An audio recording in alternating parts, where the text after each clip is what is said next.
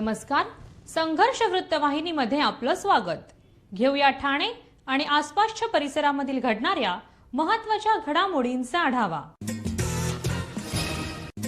ठाणे महानगरपालिकेच्या अग्निशमन विभागात आर्टिक्युलेटिंग वॉटर टॉवर वाहने, शहरातील रस्ते स्वच्छतेचा दर्जा उंचावण्यासाठी आधुनिक रोड स्वीपर मशीन्स तसेच उद्यान विभागामध्ये धोकादायक वृक्षांच्या फांद्या छाटण्यासाठी हायड्रॉलिक एरियल लिफ्ट ही वाहने ठाणे महानगरपालिकेत उपलब्ध करण्यात आली आहेत. या सर्व वाहनांचं लोकार्पण महापौर शर्मिला पिंपोळकर यांच्या शुभ हस्ते सर्वपक्षीय नगरसेवकांच्या उपस्थितीमध्ये ठाणे महापालिका भवन येथे करण्यात आले आहे. या वाहनांमुळे शहरातील आपत्कालीन सेवा, रस्त्यांची स्वच्छता, पावसाळ्यापूर्वी फांद्यांची छाटणी ही कामं अधिक जलद गतीने होण्यास मदत होणार असल्याचं महापौरांनी सांगितलं आहे.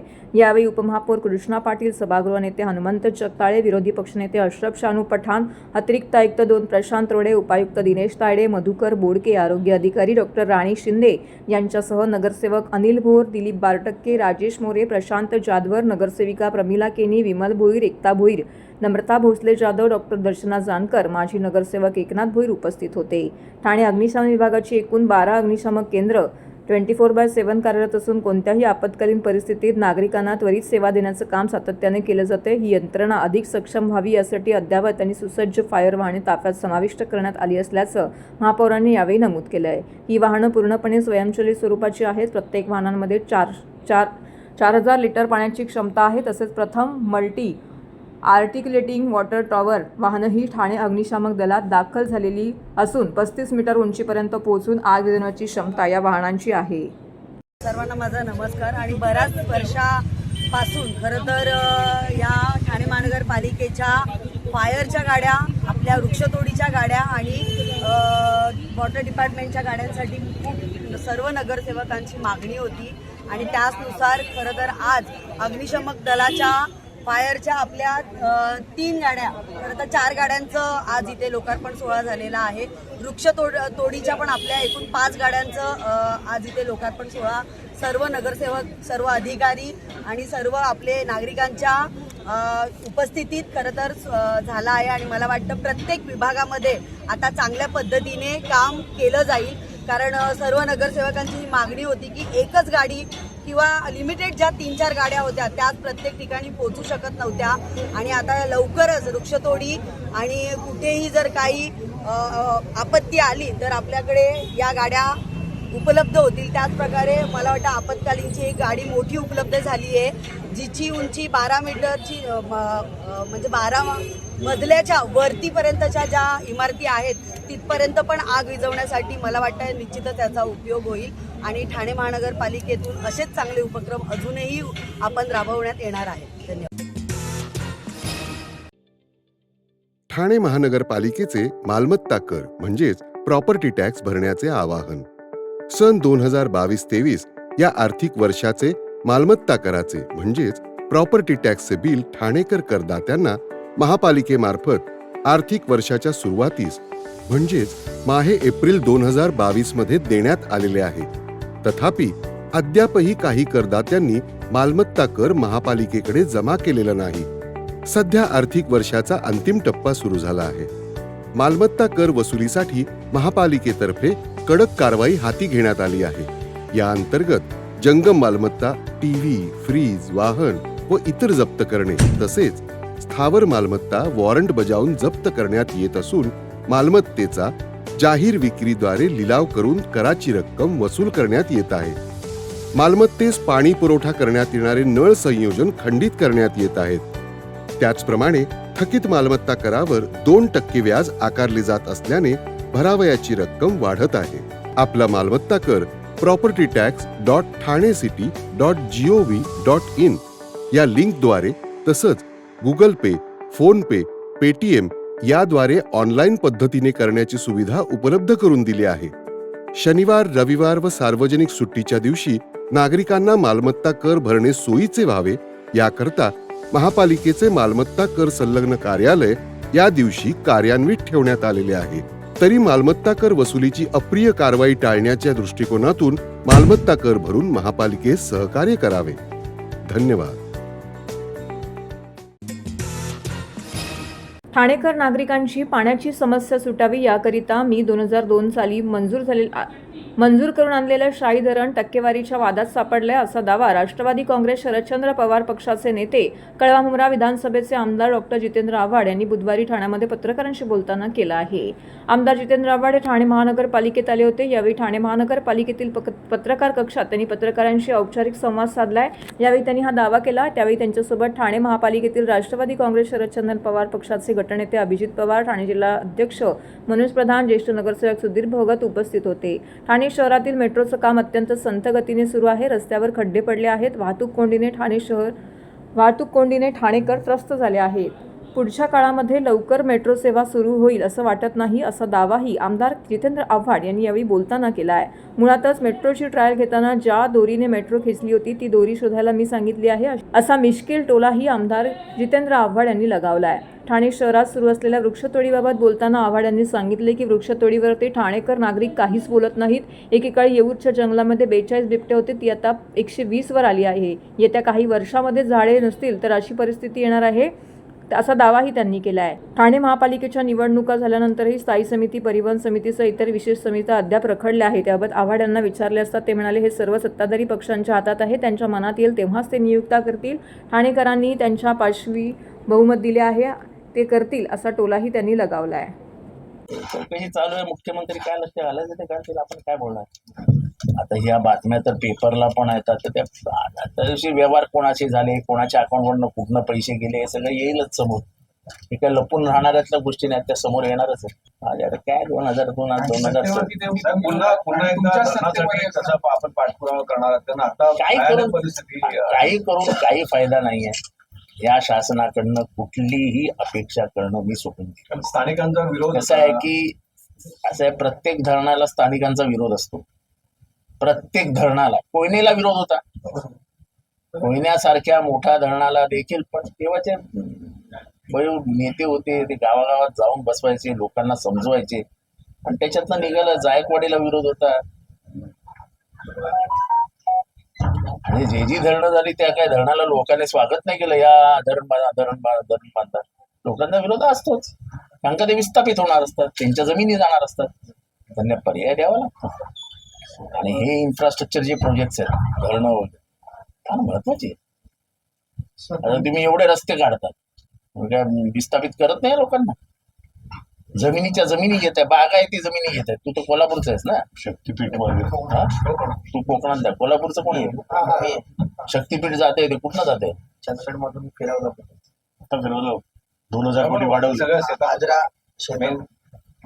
मुख्य शेतामधनं जाते, आणि त्या शक्तीपीठची गरज काय?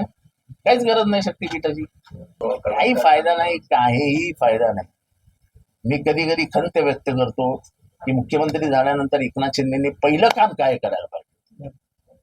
तर ठाणेकरांना मी धरण देतो हे पहिलं वाक्य त्यांनी उच्चारायला पाहिजे. आणि मी आज बोलत नाही, मी माझ्या विधानसभेच्या प्रत्येक भाषणात बोलतो की ठाणेकरांना पाण्यात तहान मी भागवली, आणि पुढचे 100 वर्ष ठाणेकर माझं नाव करतील. ही एक मोठी सुवर्ण संधी एकनाथ शिंदे साहेबांनी हातात. काही होणार नाही. उगाच काहीतरी यांच्याकडनं आशा करायची. तर पैसे नाहीयेत. तुमच्या ठाणे महानगरपालिकेला कटोरा पण घ्यायला पैसे नाहीत. म्हणजे कटोऱ्याने पैसे मागायचे, तर कटोरा घ्यायला पण ठाणे महानगरपालिकेकडे पैसे नाहीत. इतकी भिकारीची अवस्था आहे. यांनी महानगरपालिकेने शासनाकडनं कित्येक करोड रुपये आणले. त्या करोडो रुपयाचं ऑडिट झालं का विचारा. विना ऑडिटचं महानगरपालिका चालवता तुम्ही. 3-3 वर्ष ऑडिट नाही. ते एकनाथ केळकर साहेब, संजय केळकर साहेब टा करून थकले ना. मुख्यमंत्री लक्ष देतात ना उपमुख्यमंत्री लक्ष देतात. ते वगळणारच ना. त्यांना ती योजना डोईजड झाली आहे ना. मतं मिळाली, ही गोष्ट खरी जरी असली तरी ती योजना टिकवायची. म्हणजे महाराष्ट्राचं अर्थकारण बुडीत घालण्यासारखं आहे. महाराष्ट्राचं अर्थकारण फार डबगाईला गेलं. अशा योजना आणल्या की असंच होणार. फुकटात तुम्ही एकदा द्यायची सवय लावली की घ्या, हे 1,500 घ्या. आणि प्रत्येक निवडणुकीला, आता ह्याच्या पुढच्या प्रत्येक निवडणुकीत, लोकसभा असो नाही तर विधानसभा, 2 महिन्या अगोदर एक योजना आहे ज्याच्यात 5,000 रुपये प्रत्येक माणसी घरी जाते. म्हणजे मतपूर्वी म्हणायचे, मला माहित नाही, की मतदारांच्या हातात पैसे देऊन मतं विकत घेतली जायचे. आता हे शासनच 5,000 रुपये देणार म्हटल्यावर मग काय अधिकृतरित्या 5,000 रुपये जर तुमच्या अकाउंटवर येणार असतील कुठल्या तरी कारणाने, 5,000 रुपये अकाउंटला म्हणजे 12×5 = 60,000 रुपये वर्षाकाठी जर तुम्हाला मिळणार असतील, 5 वर्षाचे तुमचे 3 लाख रुपये झाले. 3 लाख रुपये एका मताला काय वाईट आहे? द्या मत. ठाणे महानगरपालिकेच्या कैलासवासी नरेंद्र बल्लाळ सभागृहामध्ये विशेष सखोल पुनरीक्षण कार्यक्रम संदर्भात महत्त्वपूर्ण संयुक्त बैठक आयोजित करण्यात आली होती.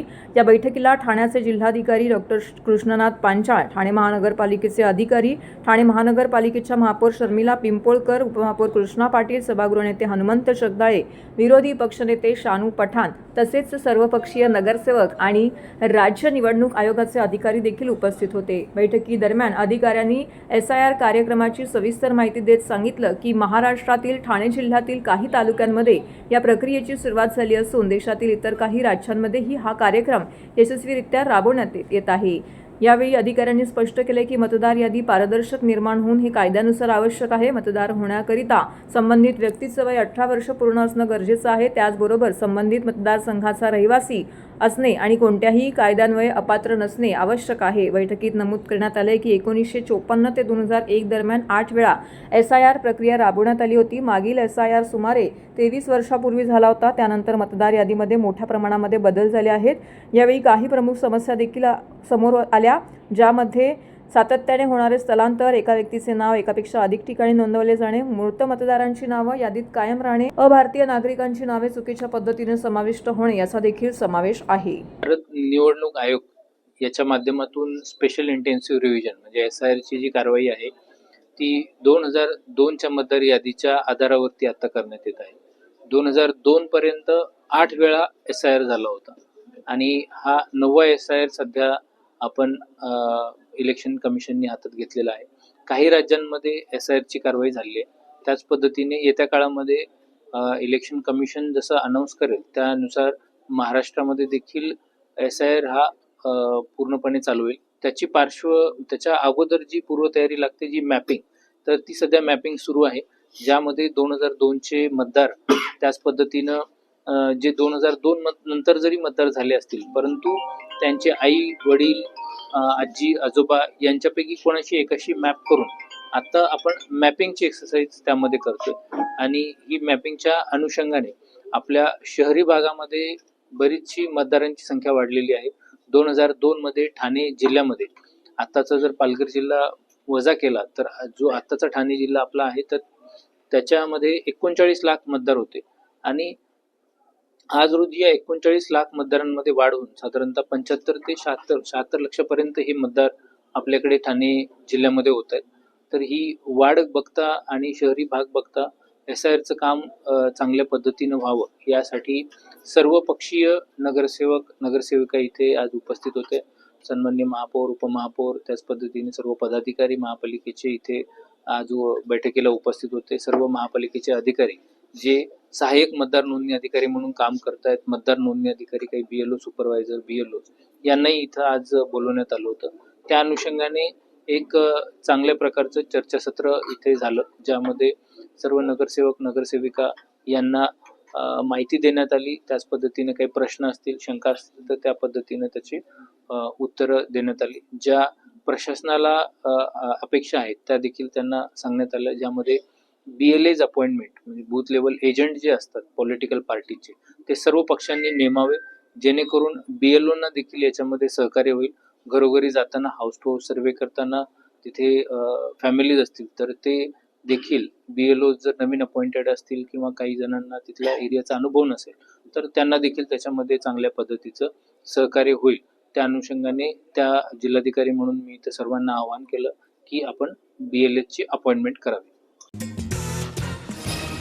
ठाणे शहरातील वागळे इस्टेट परिसरातील नागरिकांच्या मागणीनुसार सर्वसामान्य नागरिकांच्या पिण्याच्या पाण्याचा गंभीर प्रश्न लक्षात घेऊन शिवसेना वागळे विभाग प्रमुख तात्कालीन नगरसेवक एकनाथ भोईर, नगरसेविका एकता भोईर, प्रभाग क्रमांक 15च्या विद्यमान नगरसेविका यज्ञा भोईर इत्यादींच्या सततच्या पाठपुराव्याने महाराष्ट्र राज्याचे उपमुख्यमंत्री एकनाथ शिंदे यांच्या मार्गदर्शनाखाली शुभ हस्ते भूमिपूजन करण्यात आलेल्या ठाण्यातील वागळे इस्टेट परिसरातील रूपादेवी मैदानावरती ठाणे महानगरपालिकेच्या वतीने बांधण्यात आलेल्या पंप हाऊसचं काम अंतिम टप्प्यात आलं असून लवकरात लवकरच या कामाचं उद्घाटन उपमुख्यमंत्री एकनाथ शिंदे यांच्या शुभ हस्ते होणार आहे.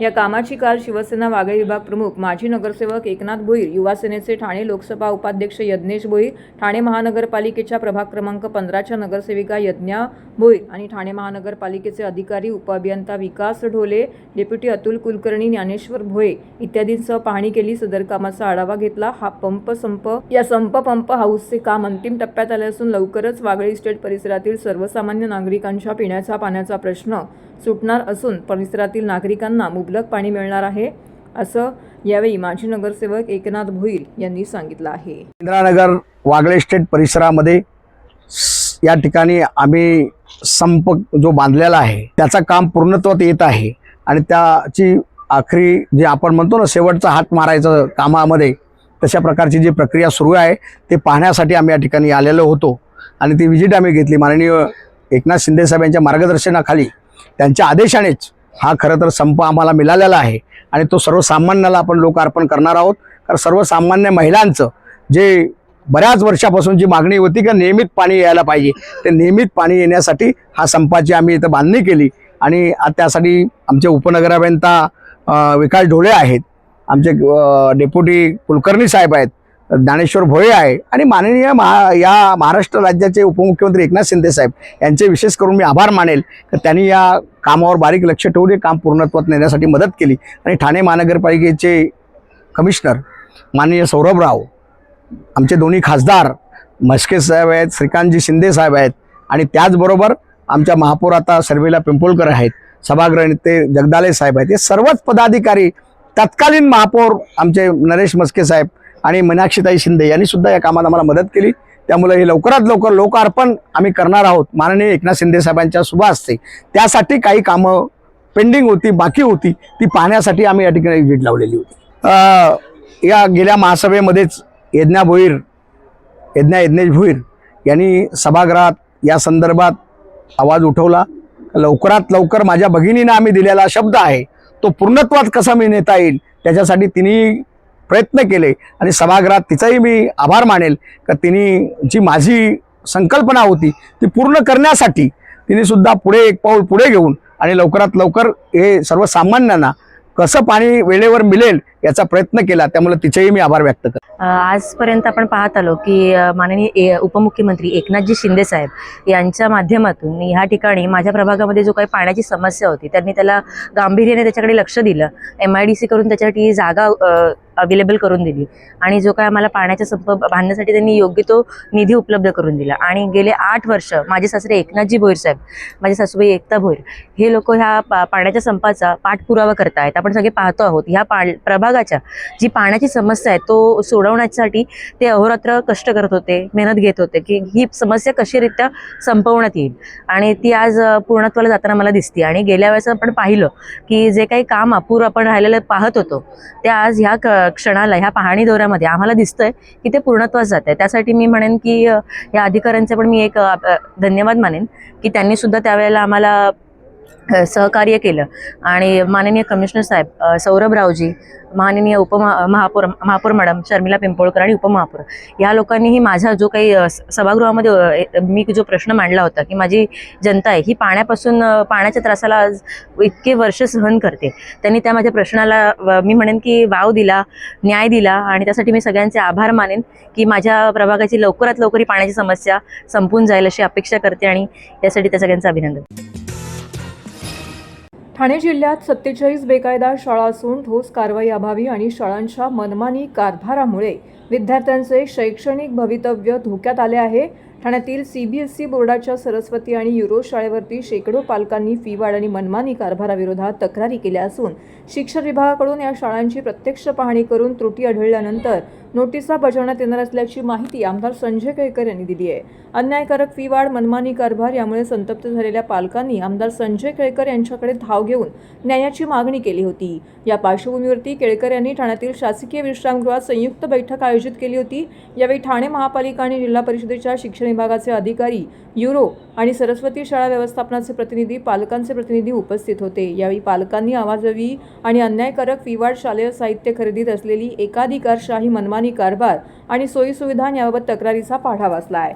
केळकर यांनी पालकांची बाजू मांडत ठोस भूमिका घेऊन तातडीने कारवाई करण्याची सूचना शिक्षण विभागाला केली आहे. त्यानुसार या शाळांची शिक्षण विभागाकडून प्रत्यक्ष पाहणी करण्यात येणार असून त्रुटीनुसार कारणे दाखवा नोटीस बजावण्यात येतील अशी माहिती केळकर यांनी दिली आहे.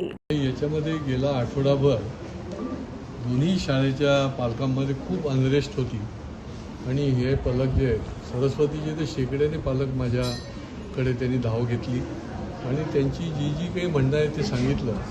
आणि त्याच्या आधी युरो स्कूल जी आहे घोडबंदर रोडला तिथल्याही पालकांनी येऊन माझ्याकडे तक्रारीचा पाढा वाचला. त्याच्यामुळे त्याच्यानंतर मग आज शिक्षण खात्याचे जे अधिकारी आहेत महापालिका आणि जिल्हा परिषदेचे यांच्याबरोबर आत्ता ही मीटिंग आमची संपन्न झाली. CBSEच्या नावाखाली ज्या पद्धतीने फी आकारणी केली जाते ही अजिबात चालणार नाही. पालक हे अतिशय ज्याला म्हणता येईल की त्रस्त झालेले की वाटेल त्या प्रकारे जर फी कोणी वाढवत असेल तर ते पालकांना परवडणार नाही. आणि त्याच्यामुळे शासनाने काही डायरेक्शन्स दिलेले आहेत. त्या डायरेक्शन्सप्रमाणे पण फीचं स्ट्रक्चर झालं पाहिजे आणि प्रत्यक्ष गेली वर्षानुवर्ष जे फी वाढ ते करताय ज्या पर्सेंटेजने त्याच्यापेक्षा मोठ्या प्रमाणात जर केली तर ते खपवून घेतलं जाऊ शकत नाही. आणि त्याच्यामुळे या दोन्ही गोष्टी ज्या आहेत आणि इतर सुविधा आणि दर्जा त्या ठिकाणी मुलांना मिळत असलेल्या सुविधा या बाबतीतसुद्धा दोन्ही शाळांचं तक्रारी पालकांनी मांडून त्यांनी सांगितलं की या दोन्ही शाळांमध्ये शिक्षण खात्याचे प्रतिनिधी जे आहेत ते त्या ठिकाणी जाऊन इन्स्पेक्शन करणार आहेत. इन्स्पेक्शनच्या नंतर ज्या ज्या त्रुटी आढळल्या आहेत त्याच्यावर ते शोकॉज नोटीस पाठवून त्या परिपूर्तता करतील. सरस्वती शाळेचे मॅनेजमेंटचेही लोक भेटून गेले आणि त्यांनी फी वाढचं स्ट्रक्चर जे आहे त्याच्यासंबंधी आम्ही पुनर्विचार करतो आणि जी फी वाढ झालेली आहे त्याच्यासंबंधी आम्ही योग्य ते आपली जी मागणी आहे किंवा जे म्हणणं आहे त्याच्याप्रमाणे निर्णय घेतो असं त्यांनी सांगितलेलं आहे. आणि त्यामुळे फी जी आजचा आवाजासवा वाढली आहे ती कमी करण्याच्या मनस्थितीत जरी असले तरी अजून कमी केलेली नाही. आणि त्याच्यामुळे पालकांनी कुठल्याही प्रकारची ॲडमिशन आणि ॲडमिशन घेतानाची फी जी आहे ती न भरण्याचाच निर्णय घेतलेला आहे. मला वाटतं की या दोन्ही शाळेच्या पालकांना न्याय मिळेस्तोवर आम्ही त्यांच्याबरोबर या लढ्यामध्ये कायम असणार. शिक्षण मंत्र्यांशी माझं फोनवर बोलणं झालं पण प्रत्यक्ष त्यांना पत्र देऊन देखील अशा प्रकारच्या आता या दोन शाळा आहेत परंतु अशा निरनिराळ्या शाळांच्यामध्ये अशाच प्रकारचं तफावत जी आहे किंवा प्रॉब्लेम जे आहेत ते चालू असतील तर त्यांना देखील अलर्ट करता येईल. आणि शिक्षणाधिकाऱ्यांना मी हे देखील सांगितलं की तुम्ही सर्वच शाळांना अशा प्रकारचं पत्रक पाठवा, सर्क्युलर पाठवा की जेणेकरून पालकांमध्ये असा अचानक एकदम अनरेस्ट होणार नाही. आज सगळी परिस्थिती अशी आहे की पालकांना न परवडणारं होऊ शकत नाही कारण की नोकऱ्या देखील एका फटक्यात जातात अशी देखील परिस्थिती आहे.